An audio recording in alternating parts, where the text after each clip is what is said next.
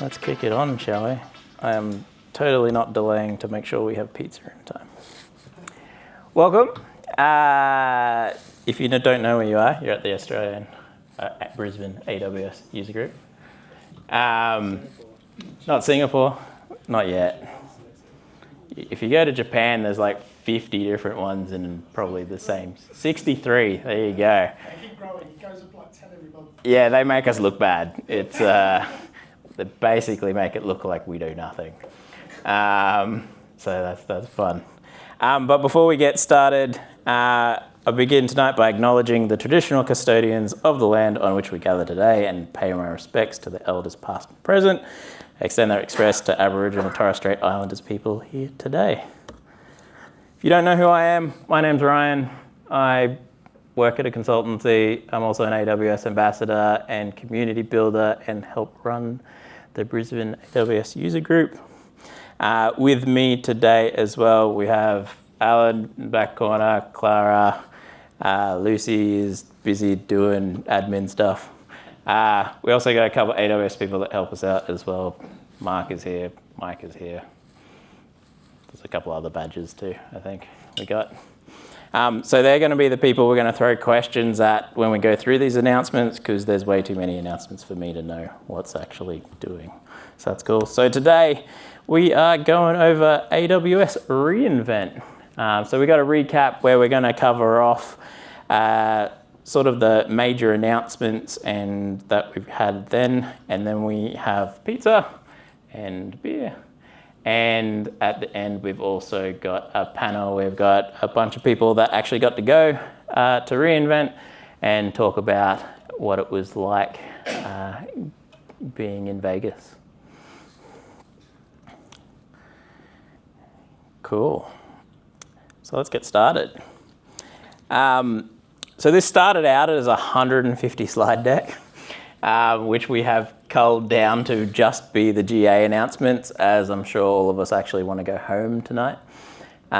So we brought it all down to GA. We've also updated some of the slides to include things like which regions they're available in and that as well, because not all of them are available in Australia. So we'll go through those. We took out all the pre-reInvent stuff too. That made out a lot of the majority that was in there. So just to keep it to what you can use now, which is good. But firstly, what is reInvent? If you don't know. So big, massive learning conference that AWS runs in the US. So it's in-person event. Unfortunately, didn't get to go last year as I had a newborn, and I don't think it's probably appropriate for me to go when he's 2 weeks old. Great choice. Because I had the choice. But luckily we've had a few veterans and some new people as well, so we'll be able to get some pretty cool perspectives during the panel. Some numbers about reInvent that's actually pretty cool. So about 60,000 people attend. I can't remember how many hotels it's across. It's like 5 or 6 usually. It's a lot. You spend most of your days walking and not attending much. They also had about 400,000 people watching the keynotes and all of that online, which is nuts. About 900 sessions, 3,500 speakers that have to present all of those sessions. And so during the pre-invent period, we had about 546 updates that they released across that time. And during reInvent, it was about 124. And that deck number's wrong because I've deleted half of them. So there you go. But to go over some of the keynotes, so there's about 4 or 5 keynotes. How many slides I got there? 1, 2, 3, 4. Yeah, about 4. Keynotes that happen. First one sort of starts out with Monday Night Live. So that's with Peter DeSantis, who's the SVP of Utility Computing. So he was looking at sort of what's driving innovations at AWS and sort of their bit of a renewed focus on how things work behind the technology. So really focusing on things on the culture around that lets you scale, so how teams across technology stacks let you scale, as well as sort of what's challenging drives for evolution. So things with AWS in terms of things like Trainium and all of that, we're investing in custom silicone and that kind of stuff. Then on our next day, we had the main keynote by Matt Garman, who's CEO of AWS. Funnily enough, this was his first keynote as CEO. And so the main theme he was talking about was sort of the 5 building blocks of cloud computing, being compute, storage, databases, inference, and analytics, and how that all is built on the foundation of security.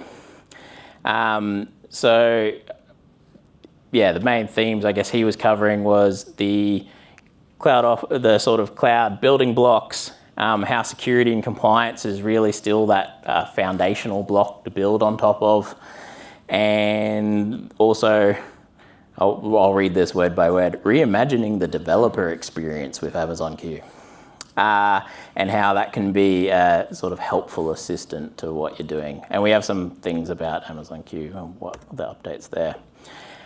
But not to be left out, I guess, during his keynote, the previous CEO of AWS decided to do a presentation.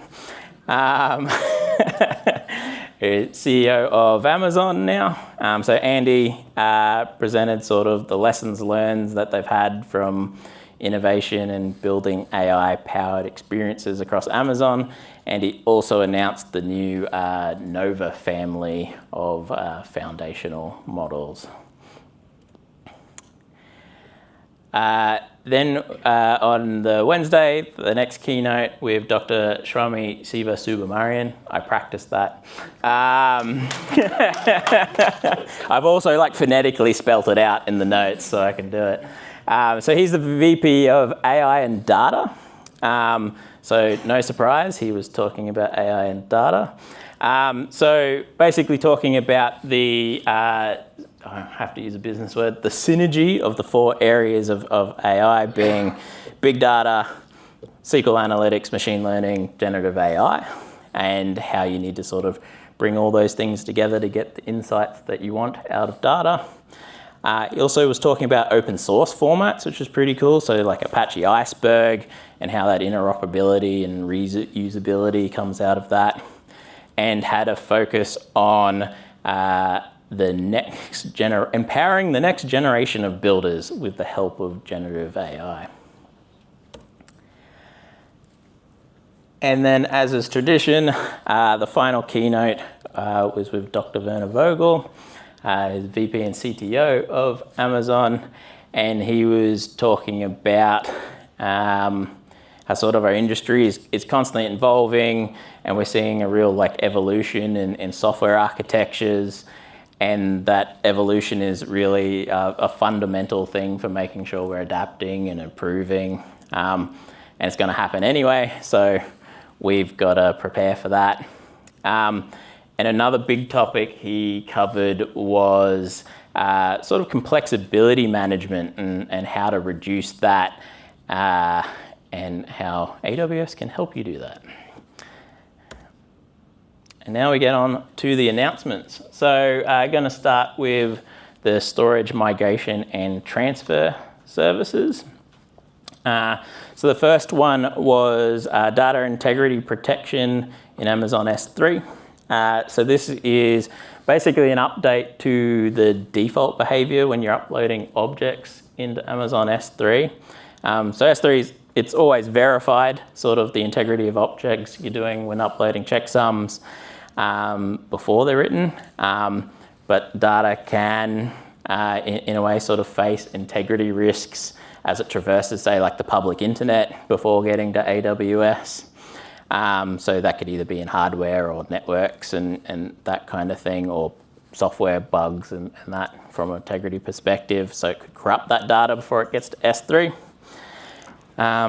So previously, you could extend that integrity protection by sort of providing your own pre-computed checksums with your put object or upload requests, but obviously you needed to do that.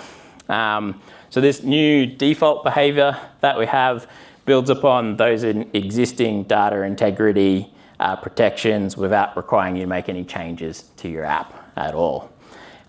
These checksums also are stored with the object's metadata as well, so you can have them available so you can do things with it too.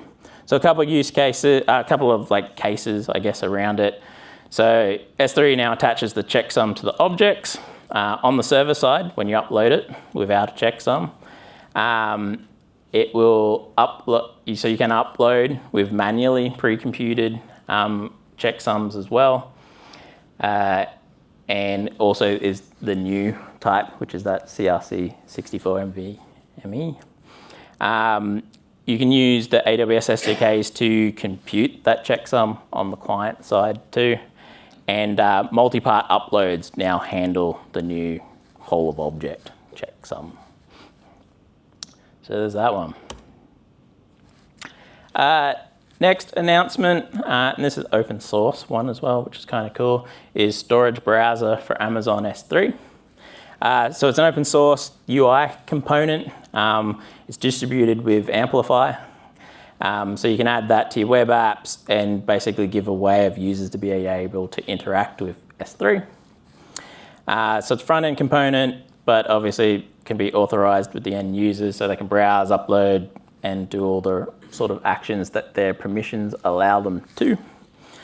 And you can control that with AWS Identity or other security services that you want to. So basically, it does support Amplify Auth, Identity Center, IAM roles with S3 grants and that too. You can customize the interface because it's just another component. It's compatible with all of S3 storage classes, apart from the obvious Glacier and Deep Archive. And it also supports the handling of that checksum stuff as well.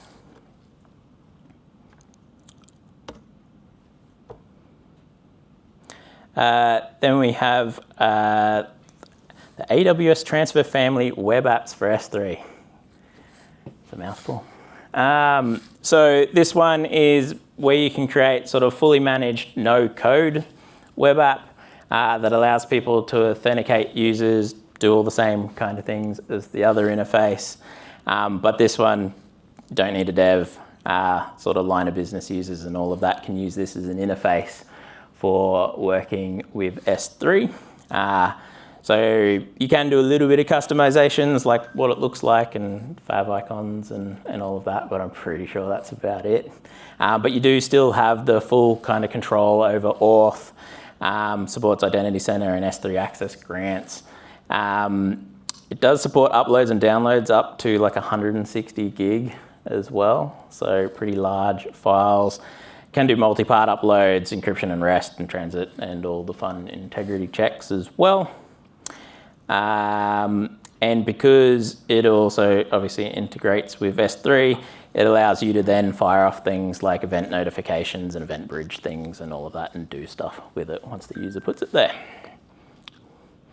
So a little bit easier than telling them to go to the AWS console. So we also have some new storage classes for FSX, the new intelligent tiering storage class. So that's for FSX on OpenZFS. Basically just allowing you to help scale some of that infrequent used data and putting it on lower cost storage. That's really it for that one, to be honest. So you don't need to provision anything or manage anything from tiering and storage perspective, kind of a bit like S3 Intelligent, kind of just takes care of all of it. So you can only pay for what you need to. This one's a fun one. This one is in the US only though at the moment. So you might have to get on a plane to use it. So this is AWS Data Transfer Terminal. So what this basically is a actual physical location, you can go plug in your storage device and upload things. I'm assuming it's a little bit more complicated than that to actually do the accurate thing, but it'll be the standard kind of request, do your thing, book in your session, go, and I really hope it's like plug a USB into the cloud. Like, that's hilarious. But yeah, that's the one thing, is it is crazy high throughput. So if you've got a lot of things you need to go drop off, you can also like lug your snowball in and go do that as well. Cannot print your own photos, but press through. Yeah.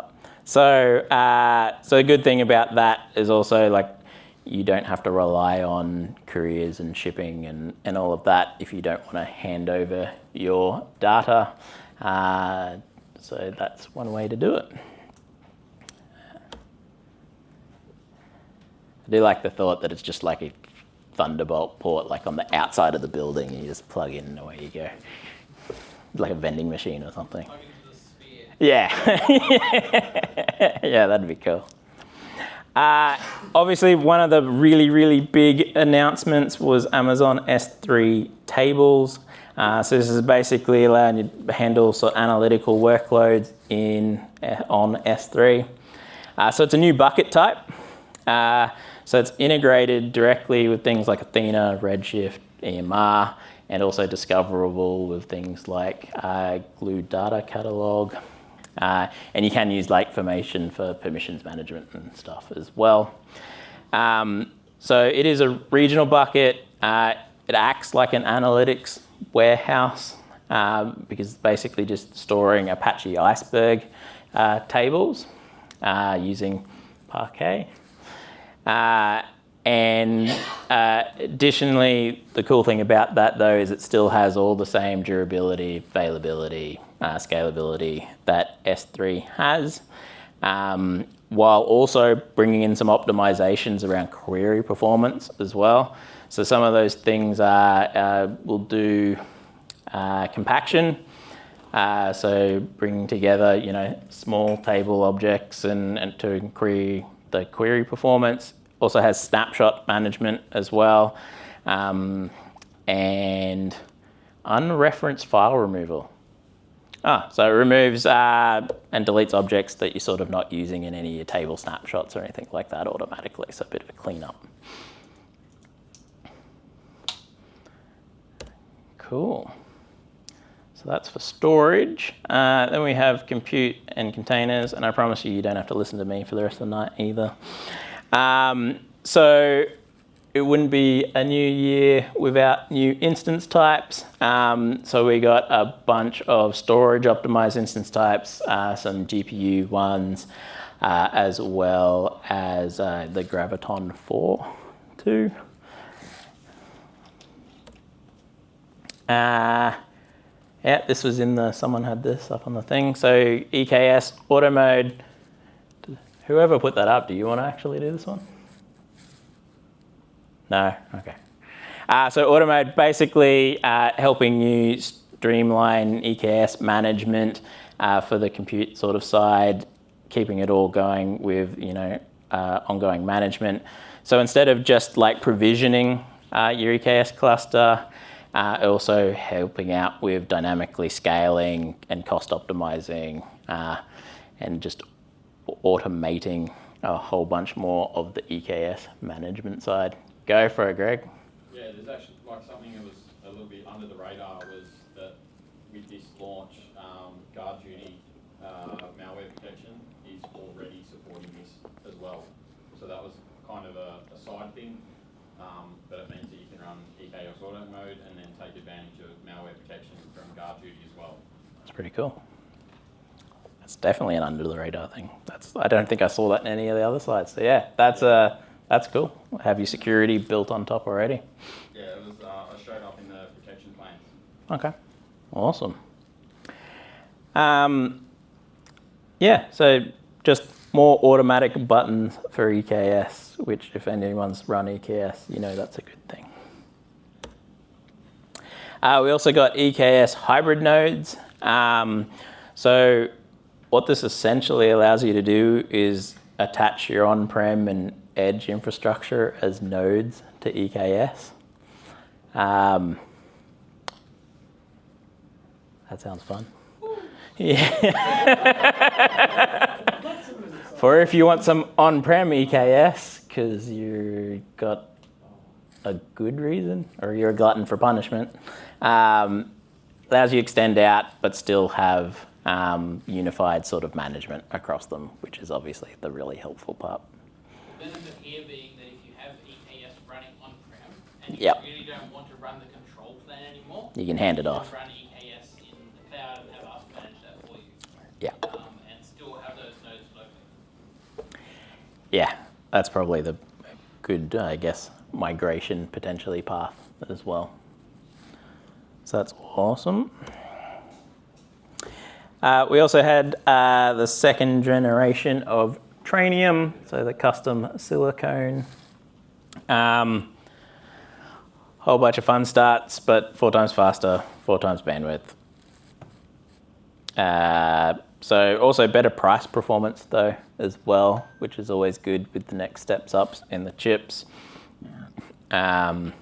So 30 to 40% better price performance than some of the GPU-based stuff, which is good because GPUs are really expensive. Also, in addition to those chips, there is also the Trainium 2 Ultra server, which is a crazy behemoth of like 64 Tritium chips, like probably not Frankenstein, but joined together. Be interesting to see what that looks like. But it also has low latent. Man, you guys are going a bit ham with the naming on some of these things. Neuron link interconnect. So is that the brain one, or is that, yeah.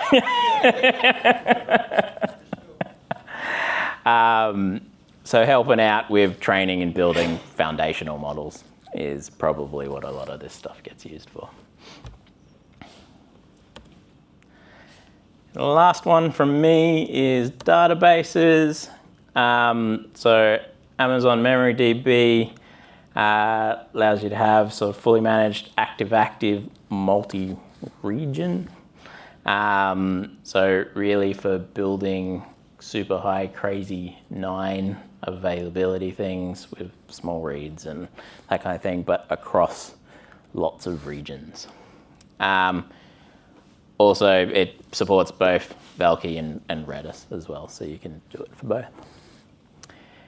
And that's it for me. I'll hand over to Clara to continue on with the announcements.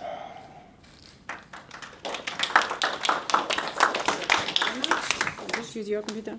Yeah, let's keep going. Hi, everyone. I'm going to talk you through some other announcement.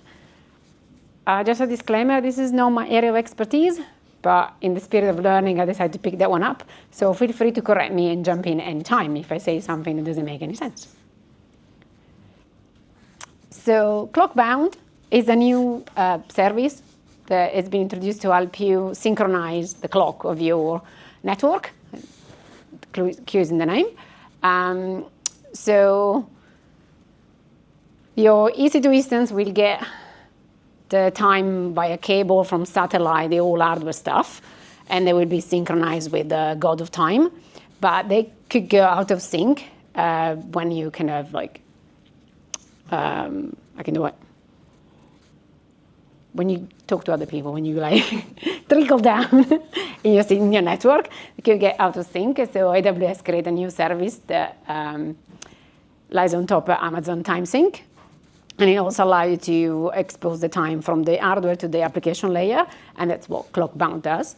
And make sure all your resources are in sync and reduce the error as much as possible, as you can see in the graph. And it's going to be useful, for example, if you want to keep operating system update and all synchronized. This is roughly what it does. If I may. Yes, be my guest. Doing time globally and keeping it in sync globally is really, really hard. We built essentially a whole separate control plane to propagate that network traffic across.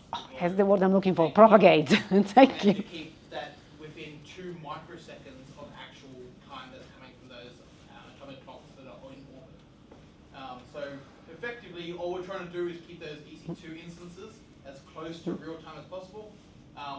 Why we care about that is things like distributed compute, like Aurora distributed SQL, which we didn't talk about tonight. But it's when we have multi-region database with optimistic concurrency control and what happened when, and the order of those events is really important. Having the time consistent across regions, very, very close as possible, is really super important. So that's what we've done. We've done a whole bunch of work behind the scenes to make that work. And this GitHub repository is effectively a way of you testing and seeing how much your clocks deviate from the true number. Right? It's not by much. Thank you. Next chunk of topic is networking and content delivery. So the first announcement we have is access VPC resources via AWS Private Link. So now you can take all your resources and they are now in your VPC and put them in your AWS VPC, so everybody can talk to each other. As you can see, they can be integrated with other AWS services like Step Function and Event Bridge. The way you do it, you create your resources linked to your on-prem, for example, like external application. You put them in your VPC. You can even create HTTP services. They link to your on-prem. And then in this example, you can see how you can use the Step Function HTTPS call to your HTTPS endpoint that you created by using this AWS Private Link. Why this is important is that, for example, if you have resources like on-prem and not in the cloud, now you can put them all together and cross the boundaries, basically. And it also helps if you're migrating from old on-prem into the cloud and you want to do that slowly, you can use an event-driven architecture by moving event from on-prem to your new service in the cloud using Event Bridge. So that's very cool. And you leverage the AWS Private Link service. Analytics, that was the only one we had for content networks. So it's been announced, SageMaker Lakehouse. It does what it says. It's like a data lake, but you can pull in different sources. So you can put your, S3 bucket and your Aurora database all in one place. That will allow you to analyze the data all in one interface. So you will have to create all the resources and feed them in. And once you have everything in your data lake, the good things that you can do is also managing all the permission in one place instead of go through every single resource and say who has access to what and which permission they have. So it will be all there, and it will improve your analytics to have everything in one place when you do analysis. The big idea for this one is, thinking about your Databricks, your Snowflake, that kind of thing. This is essentially AWS's answer to that. He uses those 3 tables as well. Never heard of it. It all makes sense. Glue is this service that already exists. Again, it kind of does what it says. So it helps you to link data sources between services. So it generates your data catalog, and it's just been upgraded to version 0.5, and all the packaging update dependencies have been updated, so it supports all those versions now. So not like a breaking announcement, breaking news, but just useful for more flexibility. I don't know if you want to read them, but good. And then data lineage tracking across AWS tools. For people that are not familiar with data lineage means visualizing data. So that will help you to create visualized table from your data. And it's compatible with Glue, which has been upgraded, as we see, and Redshift as well, but will allow you to create all this nice table. And this is very good when you have stakeholder from experience, because visualizes what they like.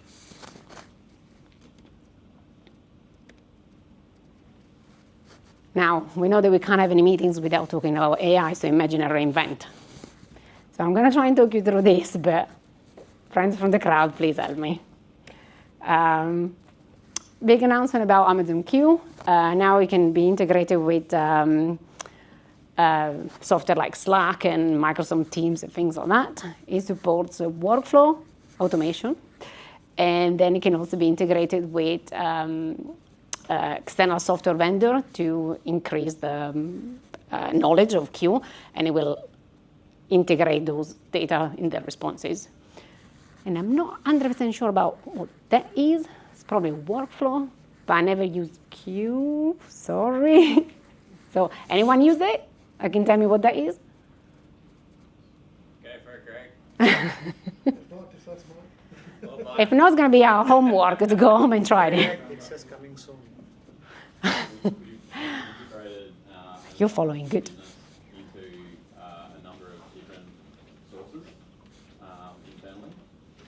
We haven't got the Slack integration yet. That's something that's coming that we have planned. But we're toying with the idea of Amazon Q Business within our business to actually take all those disparate sources that we have and bring that all together so that we can just use natural language to just bring that in when we need it.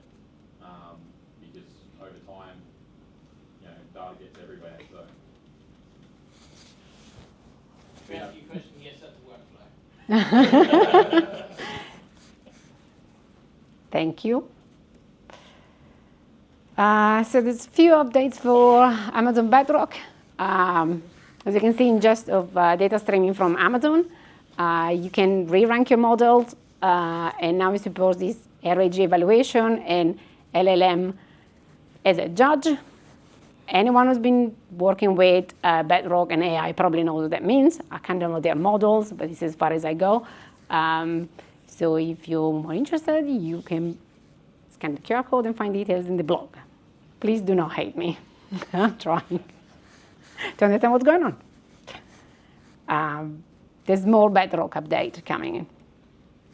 That slide's like trying to distill down like 2 keynotes. So but there's a lot of information on that blog post. Bedrock Marketplace, so now you can integrate with foundation model made by other people, which means you can have more flexibility and then use somebody else's knowledge. We all know sharing is caring, so if somebody has a good model out there, you can now use it in Bedrock. This can sum up these slides.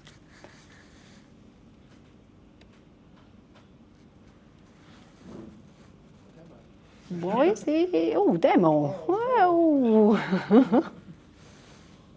Oh, our friend Claude. That will be your catalog where you can select whatever you want to import.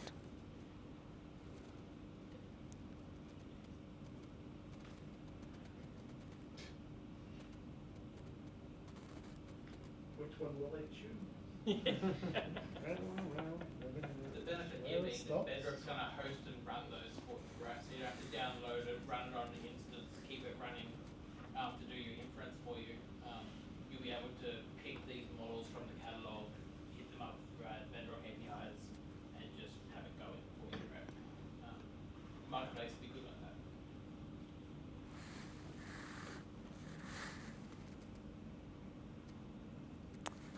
And this is probably the start of the announcement.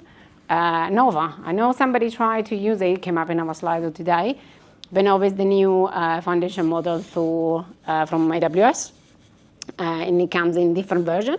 I think the point is like it's a bit low cost but high performance. But you can start very slowly with just text recognition. And then the upgrade would be text, video, and images. And then there's a better version. So this is like very low cost. This is same like multimedia model, but high performance. And then, I don't know why in this slide is only Premiere, but there's a canvas where will be generate AI images, and then a reel that generates videos. This is only available in US for now, but hopefully it will be exported to other regions. The person who had a play want to share? How was it? You don't have to. You can just pretend you're not here and you haven't brought it in Slido. I used it to do a quick demo the other day for some Amazon, for some reels, for some 6-second videos, just to demonstrate with. And they take about 5 minutes to process at the moment for 6 seconds, but they're really useful for looping videos in websites, looping videos in your actual content as well. And the quality is really good at the moment, so I can only expect that to get better in the next months. Thanks, Alan. Question. Oh, sure. The previous slide, you did have the filters, and in the left pane, you did have NVIDIA and a few others. Like, what do they indicate? Do they indicate the vendors' choice of an LLM? Yeah, I think this is the vendor model. So when you open the catalog, because now you can pull in foundation model created by someone else, that would just show you which one you want to load and you want to use. So they have different name from the vendor or the name of the model. So when you select, let's say, NVIDIA, Yeah. and everything else differs for that model Yeah. in the backend? Yeah, And then- probably the easiest way to explain it is like foundational models are essentially made for a lot of different things or targeted at different things and capabilities and that kind of thing. Well, some are better at some things and not so good, or multimodal and the rest of them, right? So if you think about it, you go into like Amazon.com and you want to buy something, it's essentially a filter down the left-hand side, but either the different vendors or types of capabilities or what their focus is on or that kind of thing. Some of the most popular models in the marketplace are things like biomedical specialist models, so they've been tailored to be tuned to particular business use cases and things like that. Like more on the image processing and pattern recognition for medical use? That's potentially a different kind of model. These are more like generative models, so they're going to be mostly based on LLMs. So they're probably a lot of them are based on open weights models like Dharma and things like that, and then they've been fine-tuned and customized on custom data sets to be for specific use cases. So you might find it's quicker and cheaper to deploy one of those rather than making your own. And then Mark was saying, What's the majority of them? Is it like TensorFlow in the backend or Kerens or simpler models, or it depends on the choice of they are transformer architectures. That's probably as deep as we need to go, and I'll talk to you later. and I said they are hosted in AWS. You don't have to download them running in your own instances, right? Yep. Yep. Yeah, so like traditionally to get those models running, most of the ones in the marketplace, you use something like SageMaker Jumpstart, where we had a similar kind of model there. But you have to deploy them on an EC2 instance, you have to manage that, you'd have to make sure you've got the right drivers installed, the right models, and be running that. Bedrock essentially removes that from you, and we do that as a managed service. So if you use it, hey, there's an API, you can hit that and still interface with that model. Kind of like if you're not doing anything in AI financial models, think about like Lambda, where it can run your runtimes and you can talk to it and you code that. Bedrock's kind of the same thing, but for like foundational models, where they'll take all that away, run it, you can feed it what you need to feed it, and off it goes. Or on this slide, the interesting thing for the price performance piece is that these models have been designed to run, being built on our Trainium chipsets. They run on the Inferentia chipsets, so that's why they can run for a whole bunch less around the cost per inference and the like. So if you're looking for a very cost friendly model at the moment, I would look at these. They do perform well.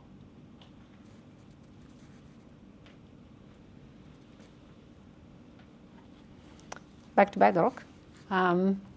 Enhanced processing and retrieval. So there's an announcement for data automation where you can get insights for multimedia now. So we'll go through video, images when you have unstructured data and get you a recap of insights from that.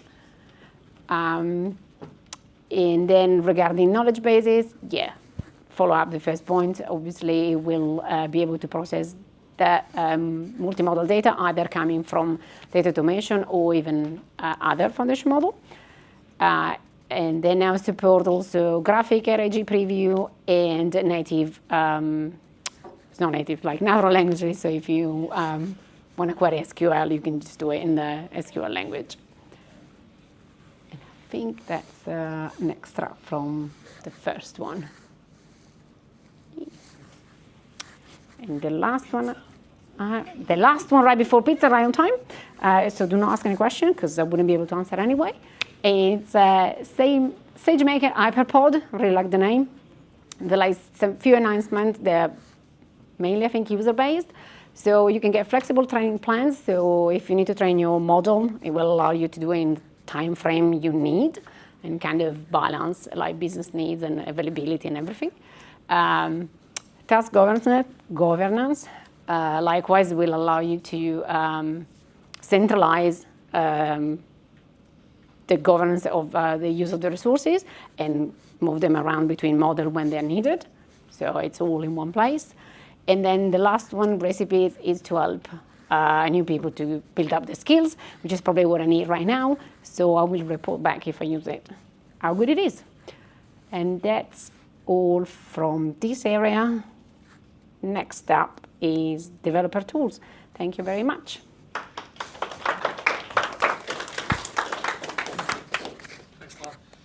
Thanks for your help.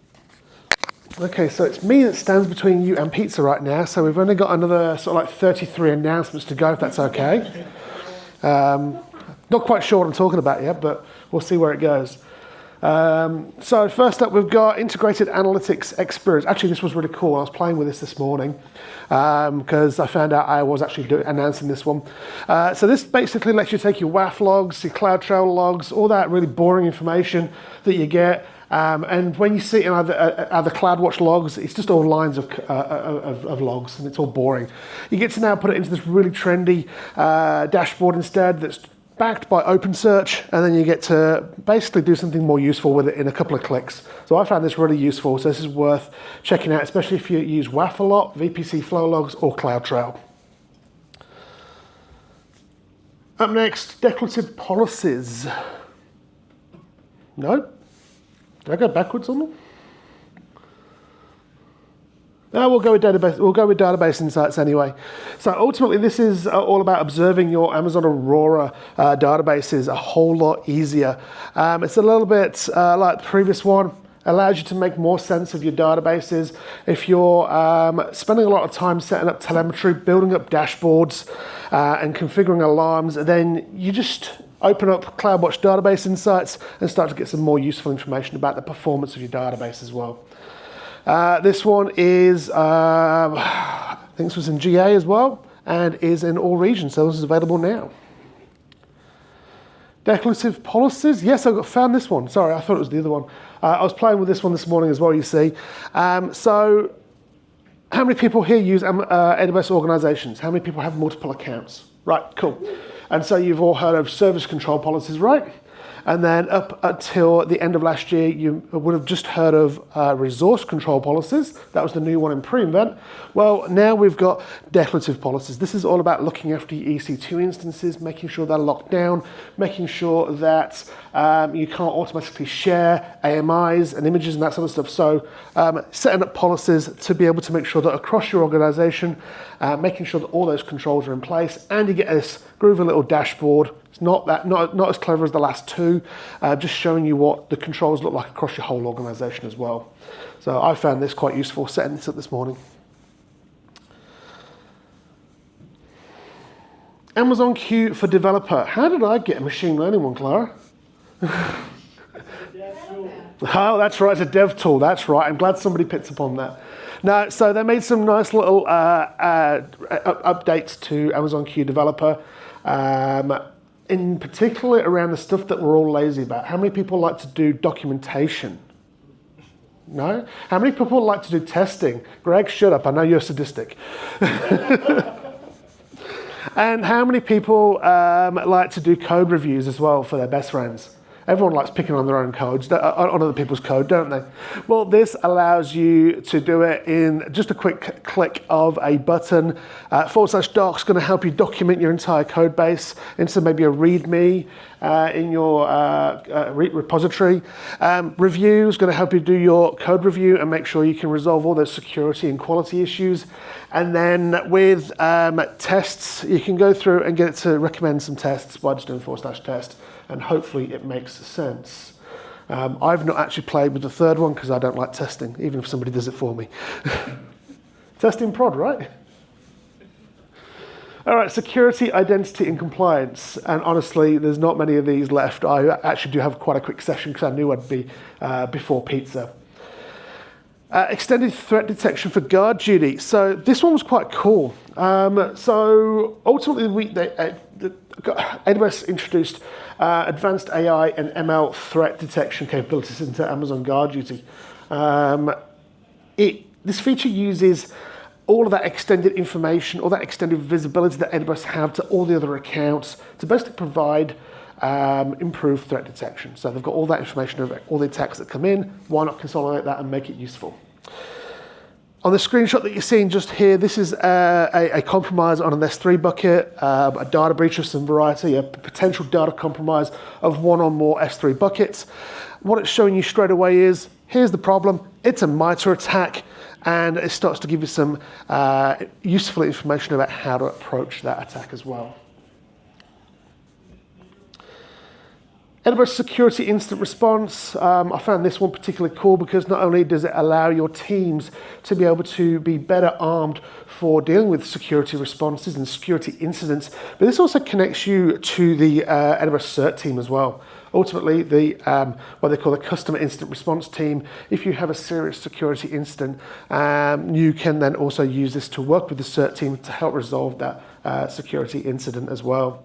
This helps triage problems around guard duty and around Security Hub as well, so when they come up in there. Business applications. What sort of business applications do we have in the room? Anyone use Amazon Connect? No? No one uses Amazon Connect? Okay, cool. We all like our mobile phones and no desk phones, right? Either way, at the start of reInvent, Amazon Connect received a bunch of updates that literally just improved that user experience, that quality of life experience. But ultimately what we've got here are a bunch of new features that help businesses enhance their contact center operations through generative AI. Yes, more generative AI. But ultimately these innovations, they help deliver better customer experiences, creating more time and space for meaningful human interactions. Yes, I read that off the slide. Cool. Greg? Yeah, the biggest one is that WhatsApp business integration is that when you're interacting with customers through WhatsApp, that now integrates into Amazon Connect. Yes. So they can take calls and they can establish calls over WhatsApp. So for like global audiences and things like that, where they want to save on trunk costs. I think from when I first saw this one come up as well, I unfortunately I just got this gut feeling that all of those dodgy Ray-Ban adverts on WhatsApp are going to come through Amazon Connect now. But either way, yes, it is very useful for business line of business users as well. So cool. Who's hungry? Only 2 or 3 of you? I can go and hide some of the. No? Okay, cool. Pizza time. See you back here in about half an hour for for the panel.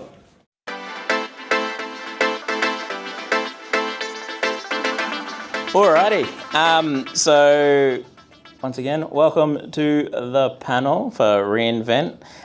So obviously we've gone over a lot of the major announcements and everything before, but what we want to do is shift gears a little bit, have a chat with some of the people that got to go to reInvent, but also so sort of exploring what reInvent is like away from just announcements and all of that. So I didn't add in like how much did you drink, or how many vendors took you for free dinner. I don't remember. You don't remember? Yeah. Cool. So what we'll do, work down the line. But to start, could you introduce yourself and tell us a bit about what you do. So I'm Alan Blockley. I'm a solutions architect for a partner called Thoughtworks. I am an AWS ambassador, community builder, user group lead with Ryan here at Brisbane and Clara as well. What else do I do? Lots of things. Live, breathe, and drink orange and AWS stuff. I'm Greg. Hi, Greg. I agree. Hi. It's been I'm not 42 as days since my... No, I'm a AWS ambassador, AWS community builder. I'm principal consultant for a consultancy called Civo. I build a lot of highly regulated landing zones and things like that. So yeah, with a heavy security and networking and infrastructure background and focus. Cool. Hello, everybody. Hello, my name is Mike. I work for Amazon Web Services. I have the extraordinary privilege of being what we call a developer advocate, which means that it is my job essentially to play with all the technology or the bits of it I want to play with, and then come and connect with audiences, with community, and to listen to what you have to say about the kinds of things that we do. I then work with the service teams directly to hopefully tell them how awesome you think their services are. And if you do have any things that you'd like to point out to them, I tell them that as well. I specialize in generative AI, so I apologize now, but that's the last time I'm going to apologize. That's what I talk about. So I will be talking about Bedrock and stuff quite a lot. Yeah, it's honestly the most exciting job I've ever had. So I'm very excited to be here. Thank you. You have to do the annoying thing, pass it all the way back, otherwise the video's not going to have the questions, and that's going to be really terrible. it's just for the video. Yeah. Awesome. So to start us out, we'll have this one for everyone. What stood out to you the most about reInvent this year compared to your previous years, except Greg, who is his first time? And for Greg, as a first-time attendee, how did reInvent match or differ from your expectations, and what advice would you give to other first-timers? Do you want to go first, Greg, and then we'll Can you remember the question? yeah, so you can remember. Yeah, so one of the things you learn very quickly about reInvent is that best laid plans don't work. It's not that people say, and I heard the term used by others that had been, to many reInvents, you don't wing reInvent. That's true to a degree. You need to know what you want to do, and you've got to have a purpose. But for me, it was all about people, and it didn't take me very long. It took me, attending my first couple of sessions, and through that whole experience of wasting, more than half a day on 2 sessions, that I actually got very little value out of. I wasn't able to attend the sessions that I'd planned on. So from there, I was like, okay, well, what do I do? I've got all this time. I need to soak it in. There's so much to see and do, and it can be very overwhelming. So focusing on people and establishing relationships, finding new people, getting involved in the community and things like that through community builders and the connecting with fellow ambassadors in the ambassador program and diving into partner solutions and that sort of stuff. Getting to talk to vendors and actually understand the proposition that they have against, like, say, AWS native services, and understanding the gaps and those kind of things. Just understanding and soaking it all in. I won't talk too much on it. That's it. So, what was the question again? Yeah. No, it was what stood out. Stood out the most this year compared to other years? Yeah, so this was my 4th year, my 4th reInvent. I did 2019, had a 2-year gap enforced by the government, and then did the last 3 years. And I think what stood out the most to me was the amount of growth, the each year it doubles in size, it doubles in magnitude. It's like drinking from a fire hose now. It was that big. But also, I think the other thing that stood out for me this year compared to last year was how early it started. It's advertised to start Monday and go till Friday, right? Or Thursday officially. But there was so much going on the Sunday.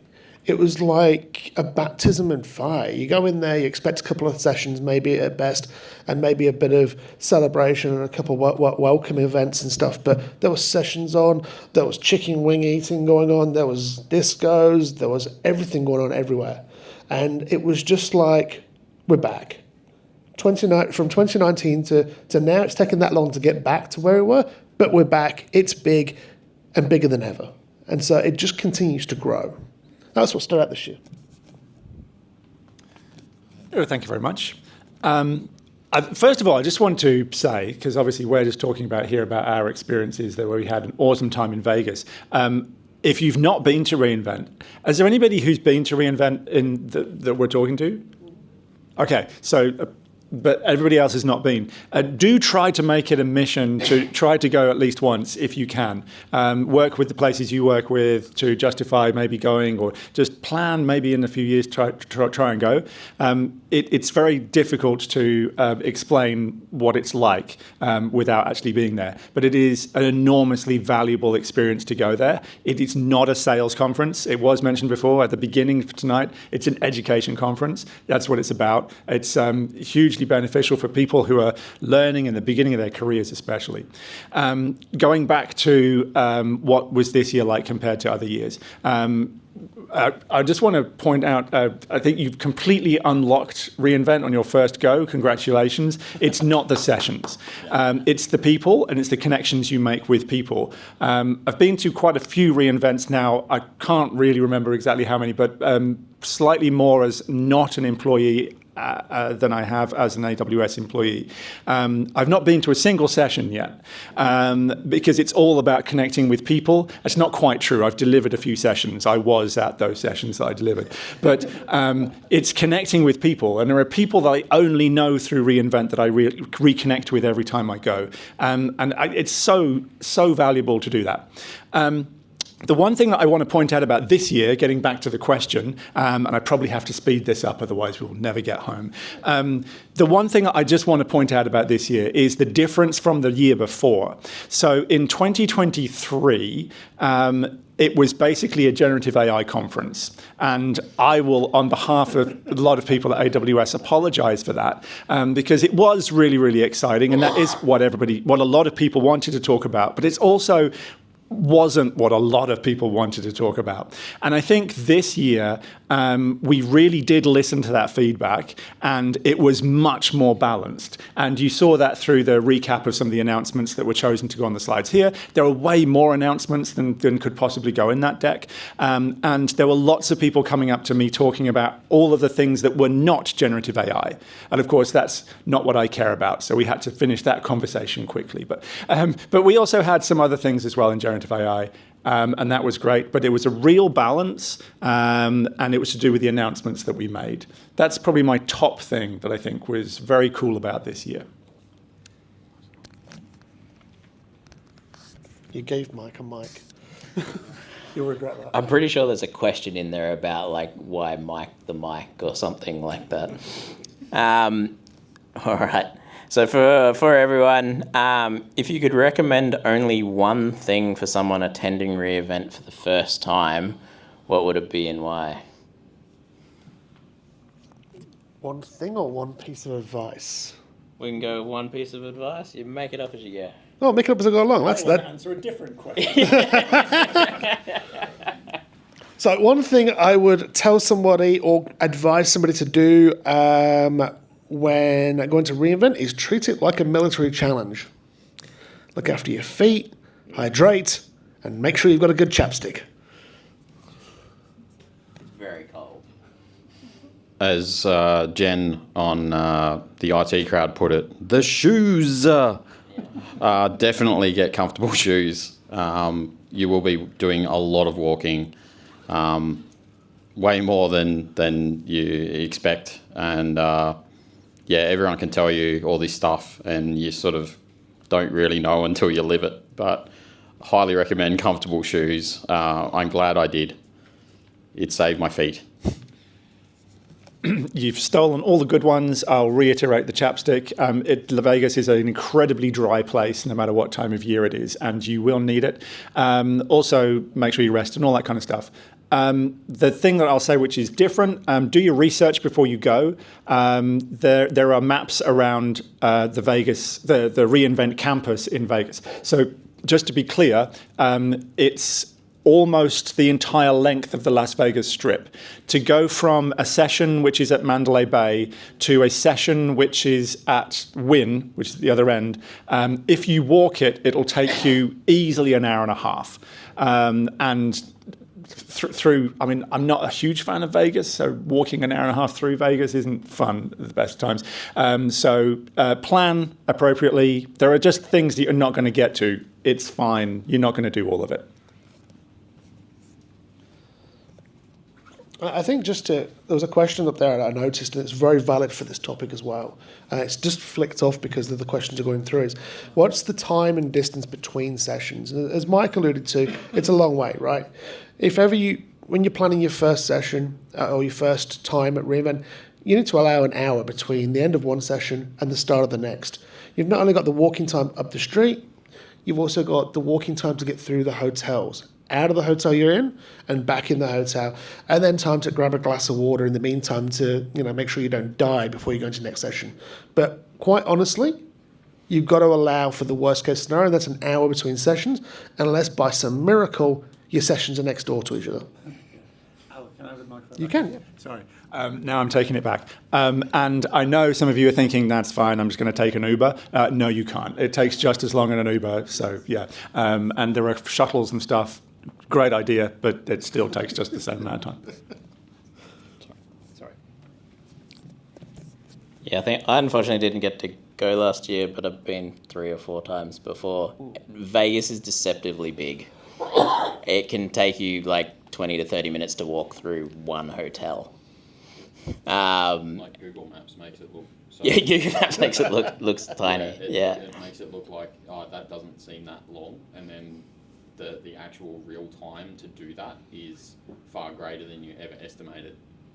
And to get through the crowds of people as well, super hard. It's only 1 mile to the MGM. Sure. 45 minutes later. Yeah, and especially the Uber and taxi things, I've done that thing. It will take you like an hour just to get anywhere, and it's less than a mile. Yeah. 60,000 people trying to get to the same place at the same time. Yeah. As it's toll on traffic. Or you could just stay at home and watch it on YouTube and not go to a single session and connect with people. Yes. Which I fully recommend. Yeah. All right. This one's for Alan. So this was your first time presenting at reInvent. How did that experience compare to just attending, and what did you learn from co-presenting with Mike? So as first of all, as Ryan alluded to, it was my first time presenting at AWS reInvent, and secondly, I presented with Mike. Mike was a great mentor and guide to the presenting world. The biggest difference I noticed between attending and presenting is that presenting's done from the front, and sorry, was that not what you were getting at? I think if I was to compare it to a user group talk, there is so much more detail that goes into the preparations of a reInvent talk, because the risk of presenting to 60,000 people, any one of them, even though it's only a room of like 120 people, the risk is a lot higher. So you end up you end up preparing for 2, 3, 4 months. You've got the topic to prepare first, then you've got the slides, then you've got to make sure you've got the right words in it, you've got your icons all right. And then there's an anxiety that goes with it as well as you lead up to it, because you realise you're in a new environment and it really shouldn't bother you, but it does. By the time you get on stage, by the time you get up in front of those people, you totally forget that you're in reInvent and you're just talking, and it's so natural. Before I knew it, I had 10 minutes left on the clock, and it went really quick, didn't it, Mike? Very much did, yes. Yeah. So, what was the question again? Did I answer it? Oh, you got it. Okay, cool. And for Mike, so as a seasoned presenter, What was it like presenting with Alan? close. Well, actually, no, I don't mention Alan, so there we go. How do you approach preparing for a Reinvent talk, and what unique challenges or opportunities does that event bring? Thank you. Well, I mean, briefly, putting together a presentation, it's a little bit different for me, I guess, because I'm internal to AWS. But it's about, I mean, we still have to pitch ideas. You don't just go, fine, you're in. I remember my very, very first reInvent. I already had a ticket from a community that I was a member of before I joined AWS. And it's like, hey, guys, I'll see you at reInvent. And I'm like, no, you don't have that ticket anymore. You want to go to reInvent? You got to work your way there. So you have to submit topics and ideas and work on things. And it's a big process to get approved and everything to go there. So you have to pick topics that people are interested in, et cetera, et cetera. Someone's asked a question up there, how do I get to present at reInvent 2025? I don't know if that's on the list. I may have just put it up there. So I just wanted to talk about how this worked. So yeah, I asked it. One way you can do it is to get a job at AWS and then work your way through if you can. Another way to do it, which I wouldn't recommend that way. I mean, it's a great place to work, but anyway. We have a community builders program, and I really encourage everybody to look at the community builders program and to apply to join. Alan did that and is in the community builders program. You get access to some internal stuff that you wouldn't otherwise get access to under NDA, etc. And also in my area of the company, we look after this program, the community builders and the heroes, and that's what we're trying to do, is make sure that the community is represented at reInvent. So that's a way to get in, to join community builders and then to connect with people in AWS and say, hey, can we go and present on XYZ topic, because I'm passionate about that, and we'll do our best and see what we can do. Would really love to see you there next year. Just to further add to that, so Community Builders gives you a discounted ticket to reInvent. Community Builders is tied for individuals, essentially. It's tied to you as a person, as an individual. Another program that Alan and I and Ryan are all a part of, because we're at AWS partners, we've been nominated as AWS ambassadors. And as part of that program, we get a free reInvent ticket, so not discounted. This is only eligible for partners, for AWS partners. So if you are at a partner and you'd like to know more about the ambassador program, if you're not already aware of it, then please come and chat to us, and we'd love to talk to you about that and how you might be able to use that as some leverage and saving, $3,500 of ticket. Cool, thanks. I think Community Builders sign-up's still open? No, it just closed, didn't it, yesterday? So in about 6 months will be like it's yearly now. Oh. Can I change my question to reInvent 2026? Sure. There's ways. Yep. Come and work with it. Exactly. One more for Alan and Mike. Do you have any highlights or memorable moments from your presentation together? Do you want to take this one first, Mike? I'm trying to remember. Okay. So, I mean, this is a general presentation tip. We could do a whole session. Maybe we do a meetup group about presenting one day. We presented about half the content we had prepared. We presented about half the content we had rehearsed and practiced. It was a chalk talk, and the idea so there's different kinds of sessions you can go to. Just quickly, obviously you've got keynotes, you've got breakout sessions, and you've got chalk talks, basically. Keynotes, big stage. Breakout sessions are, several hundred people, very much like the things that you'd have here. And then chalk talks are, we're going to tell you stuff and we're going to have an active conversation with the audience whilst we're going. Far more terrifying for your first go. Congratulations. Because anybody can ask you any question about anything at any time, and it might not be something you've prepared for. So because of that, you can't necessarily organise the time perfectly. And partly because of that, we didn't present anywhere near the amount of content we had. But nobody in the audience knew that. And it was fine. It went well. It went very well. As someone who watched it myself, as an audience member, it was a pretty outstanding talk. Unfortunately, not recorded, but that's one of the because it's a chalk talk. It's interesting from that standpoint. I think the main thing that stood out for me, as I mentioned, there's a lot of anxiety in the lead up, but how quick it went and the relief at the end was probably the most memorable thing for me, because there's a lot of things that go through your mind when it's your first time and you're nervous and you're talking, you're doing your thing, and then you see somebody stand up and walk out and you realise, have they gone to the bathroom, have they gone for a beer, or they're just gone? And you have to put that at the back of your head. And at the end of it is the relief. And then, I don't know, it was a massive blur by the end of it. But I think it was just the relief at the end was the biggest thing that stood out. There are a few more questions out there, but what I think we'll race through these questions and then we'll do those ones at the end so we can keep up and not be here forever. Cool. So for everyone, which AWS announcement this year do you think has the potential to make the biggest impact and why? I'll keep this quick in 4 letters. Nova. Oh, Why? Sorry, why?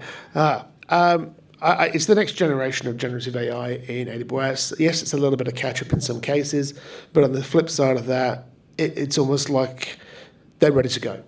It's going to make the biggest impact in the AWS environment anyway. That's what I think. Mine's nowhere near as good as that, but declarative policies in control tower and organisations, while it's in its infancy now and you're looking at it from a limited number of controls, it's the power that they have across the platform and being able to do this and enforce those controls that were previously, didn't have the or the methods used to implement said controls were quite complex and convoluted and quite nuanced. So I think there's a potential for that to really grow, and it seems like a really mundane announcement, but it's got a lot of potential. I think I probably would have said Nova. It's a price point thing. They're incredibly capable models and really at a very competitive price point. And also, as we saw on the slide before, if you notice, there is a premium model that's not out yet, and that's very exciting to look forward to that. The other thing that I think really hit home for me, when Matt did his keynote speech, he was talking about compute networking and storage, compute networking database storage, those fundamental building blocks. And now we are including inference into that as well. And I can imagine that lots of people are going to roll their eyes at that, but I think that's a really interesting and nuanced point, that modern application development in one way or another, from now onwards, and it has been this way for a while, isn't going to happen without generative AI. I'm sorry if I did. I said I wouldn't apologize again, but it's really a thing. And I think that was a nice, gentle way of saying we've all got to get on board with this. Thank you. Yeah, I feel like you haven't turned this into a drinking game. This one's for Greg. So while this was your first reInvent, you're not new to AWS. How did your experience with AWS shape the way you approach the event? And were there any sessions or announcements that resonated particularly strong with you? So very interesting, the experience that I had by leaning into things like the community hub, the community lounge, for community builders. Just being able to talk to other people. I had a lot of people coming up to me and asking me about blogs that I'd written, things like that, asking me about specific solutions that I've written about, and being able to dive deep and actually demonstrate those things back to them and have these discussions with total strangers. Well, strangers to me, but they knew me. So that was quite an interesting experience. You don't expect that that sort of thing to happen, but I did a lot of that. And in terms of the announcements, I think that there was so many to choose from. It makes it hard to just pick one that really stood out to me. But there's some other, really interesting ones that I thought.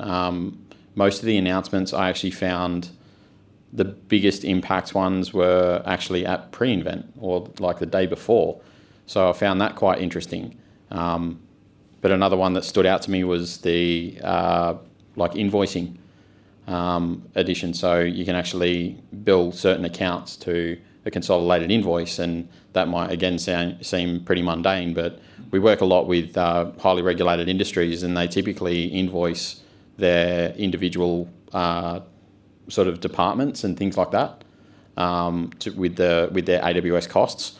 So I saw that as a big win. That's a huge headache for finance every month to have to nuance those bills and take them out, and it relies on a lot of other controls.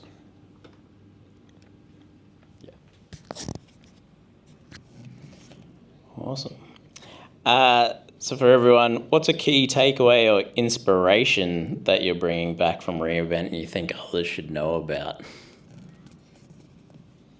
Let's start with Mike. Actually, Mike, I can throw you another one at the same time. Yes, please. From an AWS perspective, what trends or customer interests stood out to you this year at reInvent? I think I've already answered that one. I think that generative AI is starting to become a little bit boring, and that's a good thing because that's when we get that adoption life cycle where we actually start to get business value out of it. So it's been a super cool couple of years where we've been experimenting with lots of things and building amazingly stupid things in many cases, as far as I'm concerned, my projects.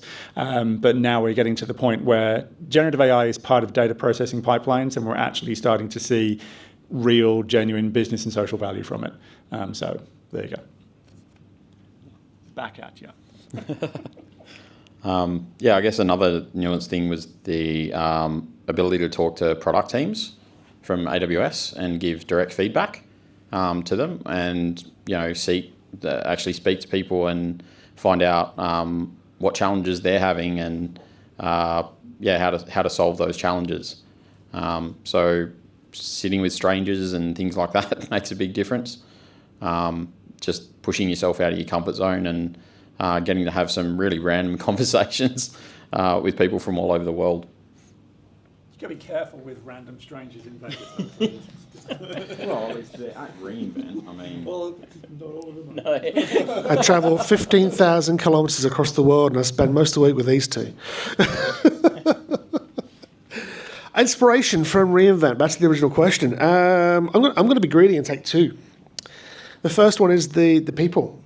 The people that you interact with, the community builders, the ambassadors, the presenters, everyone's got a different story, everyone's got a different goal, everyone is doing something different.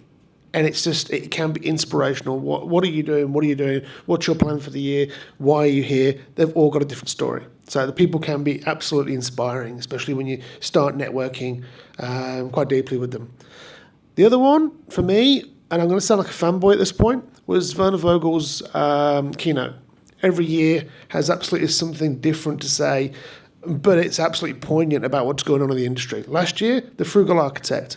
2023 was a bit of a bad year for the economy, for everyone's back pocket, and making sure that key reminder that, cost is still a requirement when it comes to what we're doing. You just can't just ignore it. This year, what do they call it? Simplexity, yes. Simplifying complexity.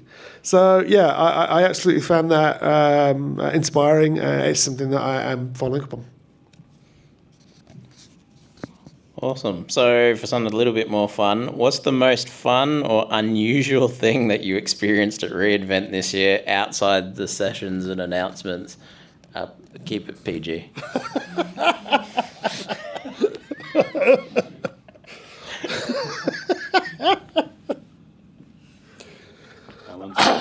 Alan's struggling with it at the moment. You pass it on. Saw my first ice hockey match. That was pretty awesome. Going to watch the Vegas Golden Knights take on the Utah Hockey Club and get absolutely thumped 6-0 when they were the Stanley Cup winners last year. So pretty interesting fall from grace. But yeah, there's lots of different experiences you can have, and we can't forget about replay.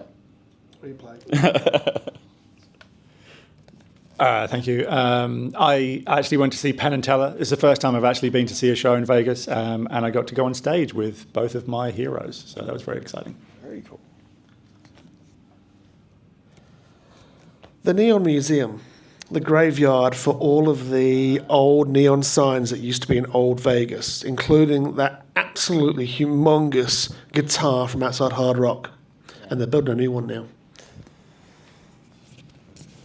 I think the year before when I went to Penn and Teller, the year before, that one's very good. But for me, the year before was the first year that the big, massive dome eye sphere is there, which has, if you ever go there and get to sit in it, it's pretty, it's just wild because it's the biggest giant screen you've ever seen.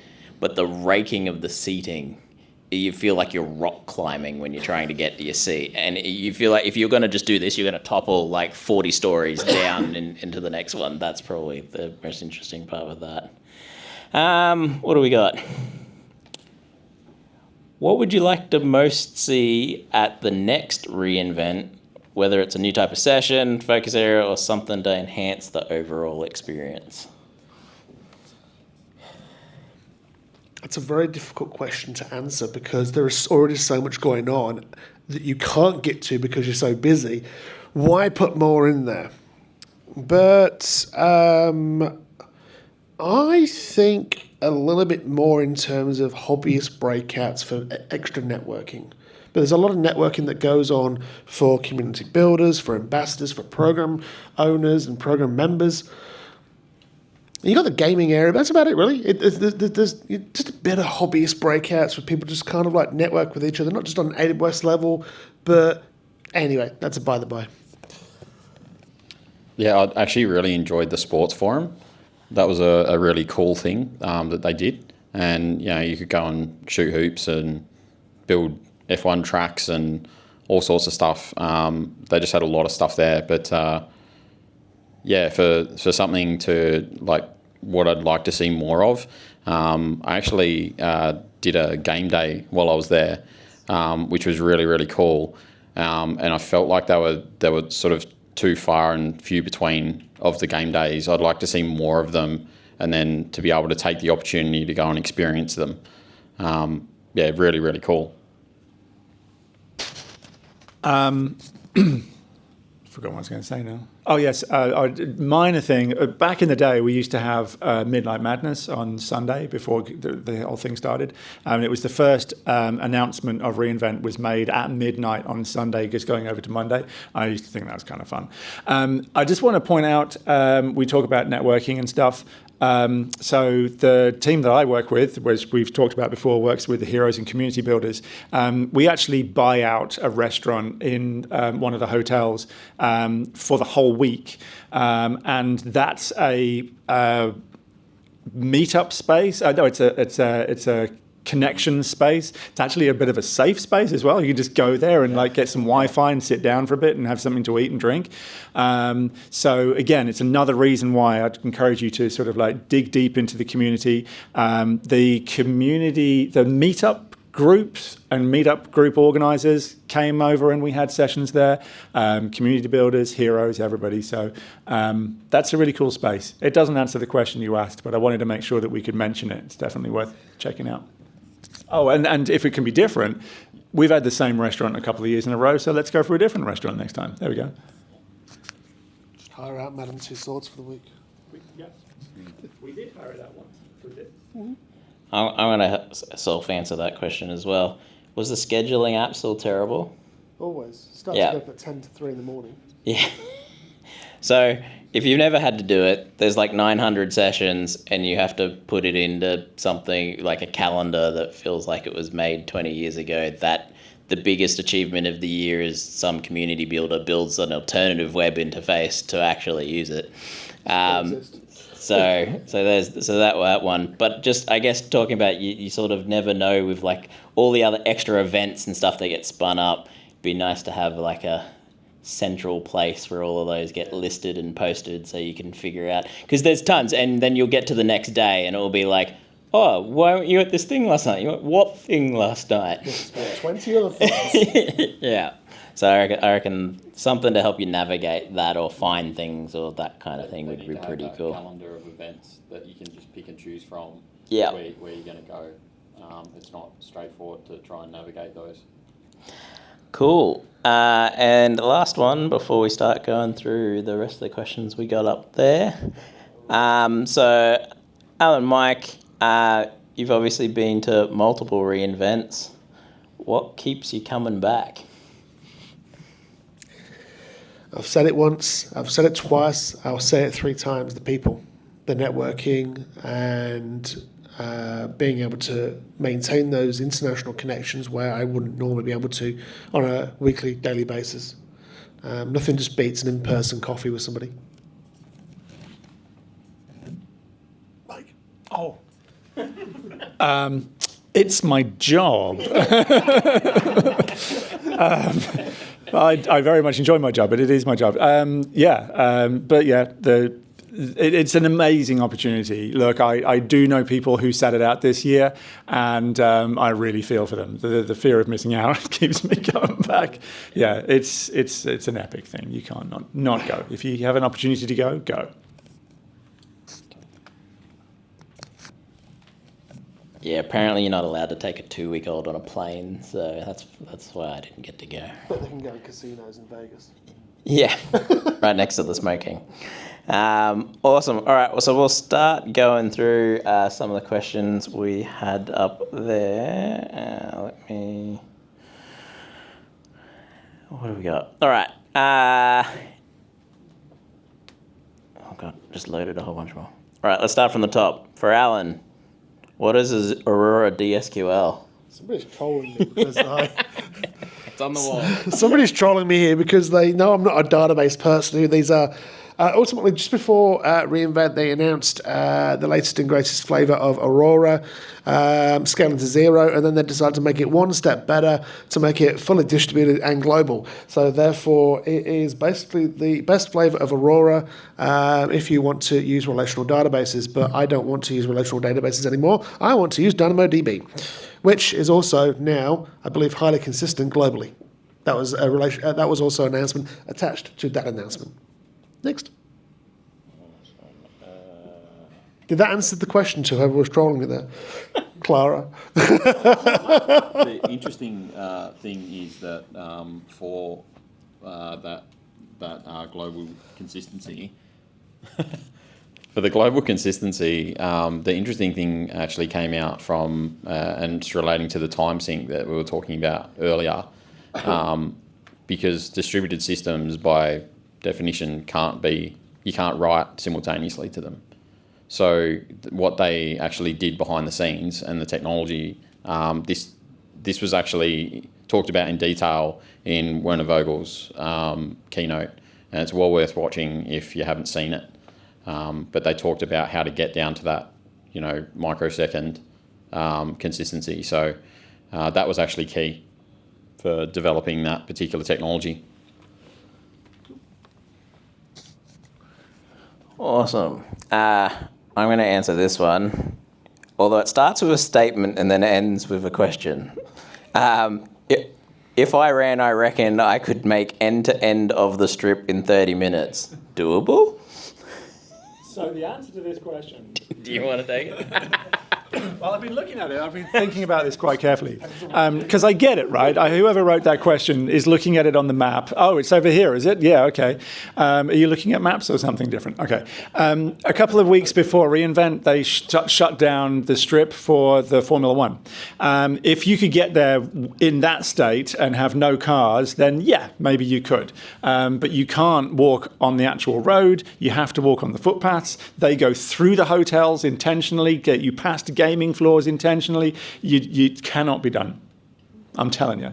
But I'd be happy to come and time you if you want to do it. I want to try.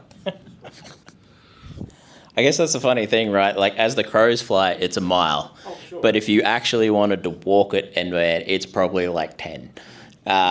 They snake you. It's basically IKEA with slot machines. And if you did run, you'd probably be crash tackled by security for something. Yeah. But even to cross half the roads in Vegas as well, you have to go up 2 stories to cross the bridge and down 2 stories as well. Yeah. Not to mention, like, I think what really sums up Vegas is, like, where a witch's hat or a light would do, they use people. So there's, like, people to usher you across the road.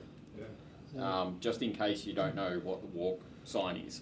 And they'll have police on all the intersections that are like stopping people and things like that. And it's random. You think, can't people be autonomous here? And they just can't.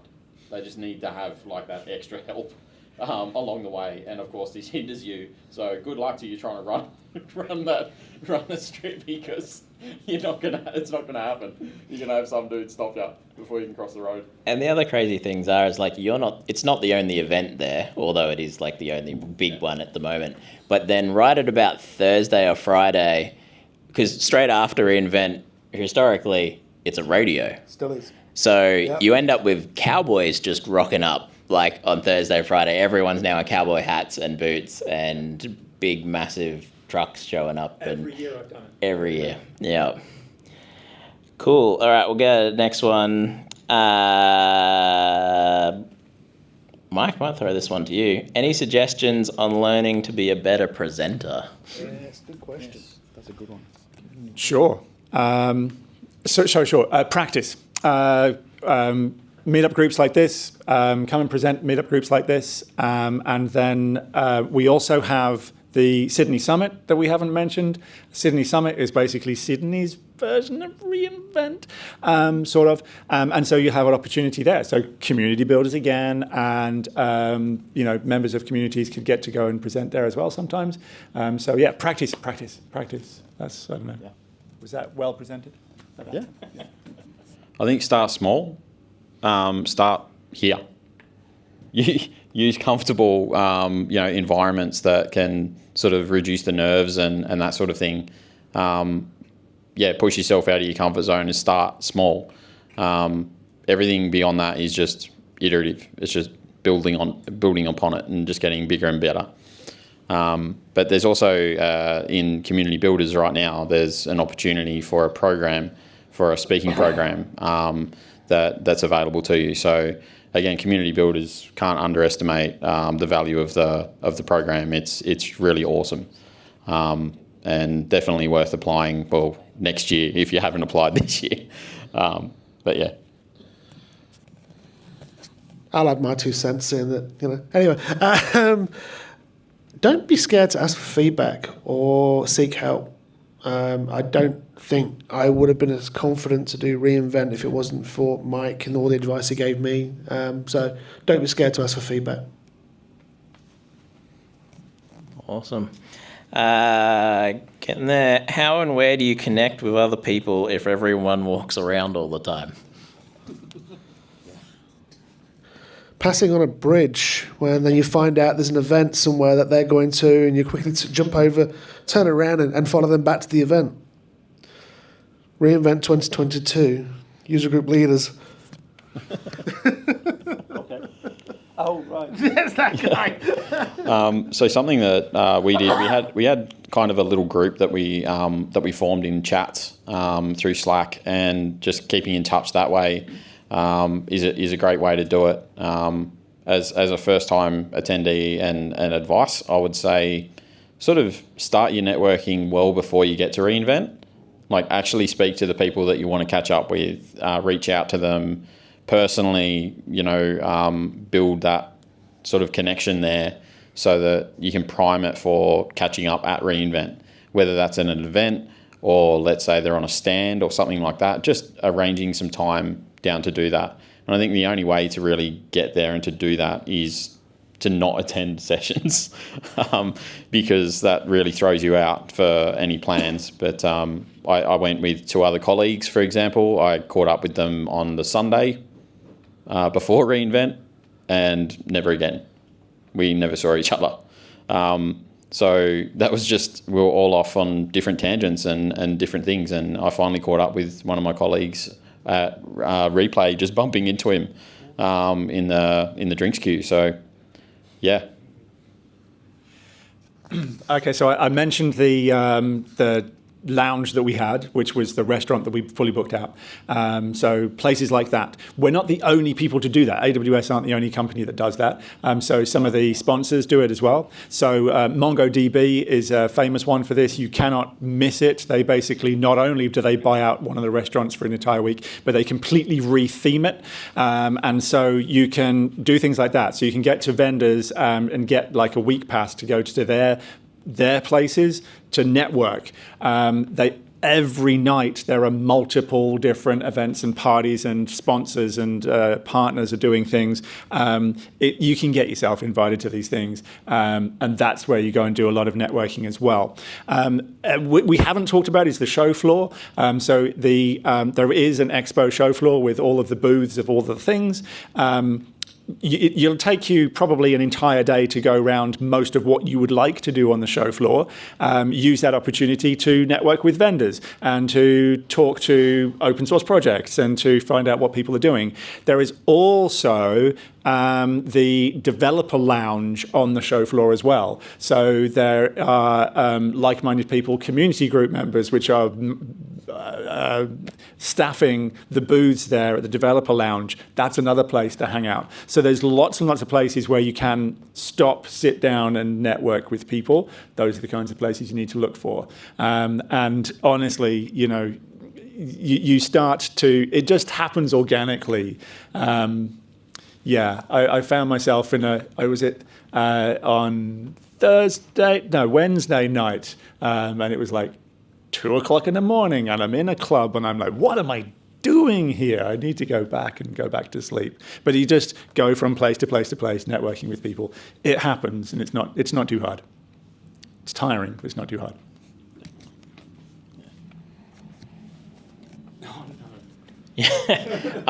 You're getting that one, but we'll see what else we got first.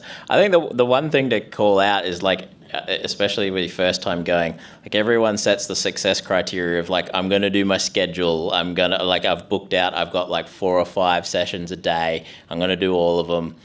You're pretty much successful at reInvent if you do 1 or 2 sessions. Like if your goals are sessions and that kind of thing, even if you get 1 done for the day, you've probably done a good job. Yeah. It's that nuts to try and walk around and that kind of thing. Before I do that one, because that feels like a really fun one just to end on. Does anyone else have some questions? Are we all done? Is there any pizza there? Probably. There's definitely probably garlic bread left. Yeah. That's going to become the new logo for the Brisbane User Group. Okay, yep, best swag. Here we go. That's a good one. This year was different. This year, rather than giving out dodgy T-shirts every 5 seconds, there was a couple of select groups that gave away bomber jackets. And not only bomber jackets, but with personalised flight tags as well. Like on the arm, like the old sort of like remove before flight. Now I've got my builder ID tag personalised on the arm of it. So I think that was the best one for me. Oh, and socks. I haven't bought socks in like a decade. That's why. Yeah, definitely have room for swag. This caught me out. Second cases are really good. Yeah. Yeah, that's a third one. Luckily, I had baggage space there, Alan, to bring back all the builders cards and user group leader jackets. But Greg, thank you. but outside of that, Datadog has famously comfortable t-shirts. Oh, they're so soft. And they are so good. I sat through that presentation and really interacted and really sold it. I earned that shirt, but at the end of the day, the most comfortable t-shirt I think I've got in my wardrobe. So to put things for like size of scale, like the Datadog booth, probably the size of like this floor. Like it's massive. It's massive. And they have like little TVs, usually like screens all the way around. They go all the way to the ceiling, and there's like a session. There's like one screen going for every single feature they have in their product around it. Usually like a big circle and all of that. And you have to sit through one of those to get the shirt. Yeah, because they need all that space for the boxes of t-shirts they have. Cloudability as well. I just want to call out cloudability. Those t-shirts, especially back in the day. What was it? CrowdStrike. I don't know if they felt like they had to go big this year and try and apologize to people, but they had some really cool character figurine things. They were pretty cool. I don't know. Yeah, and saying sorry and say sorry. I don't know. Socks are good. Honestly, I will say, I don't want to be a downer, but swag responsibly, because you don't need half that crap that you're bringing back home. And the world has finite resources. So thank you. I'll just add that Trend Micro went really all out with their prizes. So they actually had an interactive session where you went through their console tool to solve a whole bunch of security problems, and they randomized it, and they had questions, and you had to go through and find the answers to the questions through the console, and they were giving away seriously good swag like DJI drones and all sorts of stuff, and they spent big on that stuff. They were running them every 15 minutes.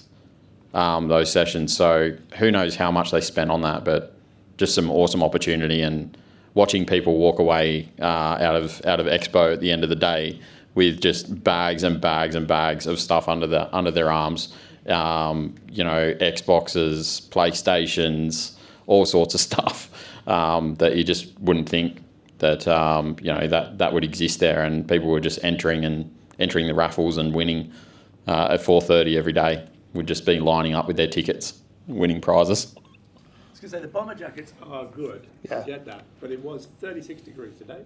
Yeah. I know, and I've just given two of them out to the user group ones as well. So, sorry, guys. Lastly, one of my favourite pieces of swag that gets the most use in Australia, because the S jackets are pretty heavy, is this big desk-sized mouse pad covered in just AWS icons. And it's very nerdy, very geeky, but very useful as well, because it's like one of those massive desk pads instead. So I'm going to go to that question, but I do have one after it, so we'll go through that. Please don't finish on that question. Don't finish on that question. Actually, the swag thing kind of reminds me. So I was doing booth duty in Sydney Summit a few years ago. And of course, I'm sitting there standing in front of the booth all day. Had back when you had business cards sitting on the thing behind us next to all the swag. And I turn around one day and they're just gone. Someone nicked 400 of my business cards because they're just in a white box, which all the other swag comes in. So I've never saw them again. I was hoping that I wouldn't walk into the bathroom and they're just all over the floor or something like that. Yeah. For a good time. Yeah, I didn't know what was going to happen. All right, we'll give you the white. Alrighty. So Amazon SageMaker is a large collection of different features and services and APIs and documentation and tools and example code and all kinds of stuff that you can use to deploy machine learning solutions inside of AWS.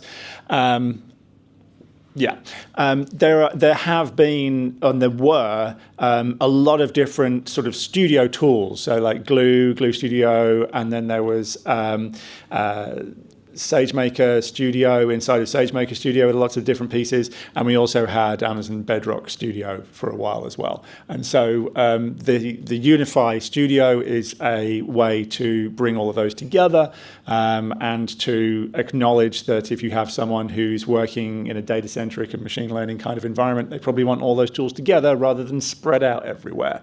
And so that's why Unified Studio. I will tell you, it's been in the works for a very long time. This is not something that was just popped out for reInvent. And so, yeah, it's pretty cool. The last one, we'll keep it quick and then we'll wrap up. What is one session you'd recommend everyone watch on demand if they didn't get to see it live? Werner's keynote. Kind of stole my thunder there, but I was just thinking of I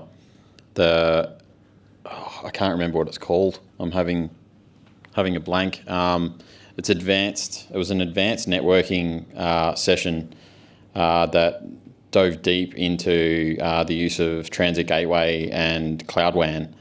And there's actually very few sessions, deep dive sessions, that really cover Cloud WAN in any great length of detail.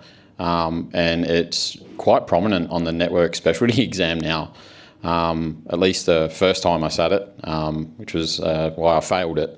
But the second time around, I only got like 2 questions out of it. So I think it just depends on your luck on your exam. But it's an interesting topic that's creeping in at an exam level, and there's just very few pieces of information about it. So that deep dive session was actually really, really, really king.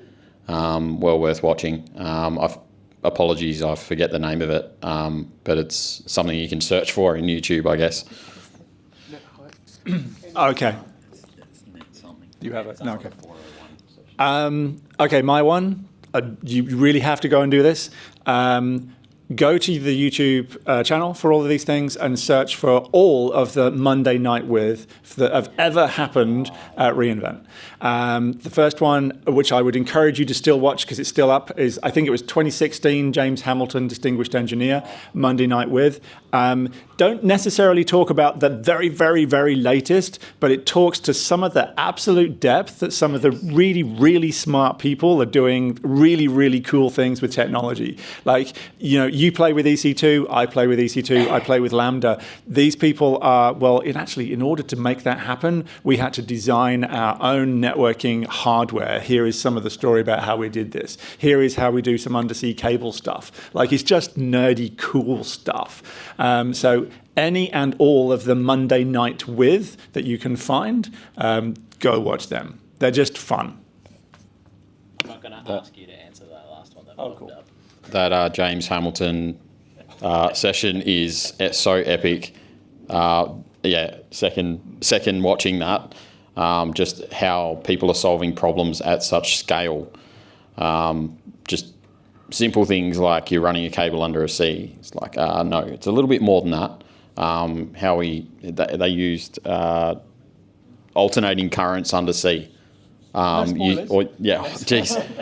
many things that they talk about in depth, and it's just incredible at how they actually went about solving those problems.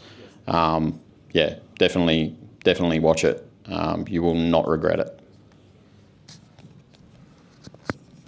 Awesome. Thank you, guys. Thank you, Alan, Greg, and Mike. Thank you, all. Alrighty, we'll keep it quick so we can all go home. There's more admin. So we'll go through it super quick. Once again, thank you to the sponsors that help us keep all of this going, provide us with pizza and a venue and beer and all of that. So thank you. Woo! Do you want to stand up here and be really nervous? No, you'll probably love it. If you want to present, we're always looking for speakers. We've got a pretty empty deck card for the rest of the year. So if you've got a topic or you think you want to talk about something, we're always here to have a chat, happy to coach. We've got lots of people that present all the time. So even we've had tons of people where this is the first time they've ever publicly presented in front of anybody. So any topic semi-cloud related is pretty much fine. We also have a YouTube channel where we've been posting up the previous events, and this one will go up as well. So if you like to go back into any of the topics or what's going on, you can have a look there. We have a Slack as well where lots of people hang out, catch up, network, and where we post news and announcements and a whole bunch of other stuff.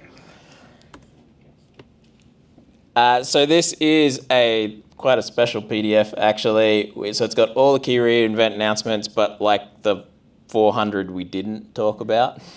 So if it's got links to everywhere, what it is, off it goes from there. So a bit of a summary across all the sort of big announcements that happened as well. We do this thing monthly. So 20th of Feb is the next user group. It's already up there on Meetup, so you can reserve your spot. We have Atlassian coming in next month to talk about all sorts of resilience and performance things. There you go. We have APIs that run at 500,000 connections a second. And we got another presenter talking about how to create a startup in Australia from someone that's done quite a few startups that have gone successful and that kind of thing. So, yep. And we like feedback. Is the aircon too cold? I don't know. Aircon's still going though. Someone press the button. So yeah, any feedback you can give, that would be great. You can also get to the if you want to speak on there as well. And that's it. Thank you for coming. Thank you for joining us on the first AWS user group night of the year. Safe travels.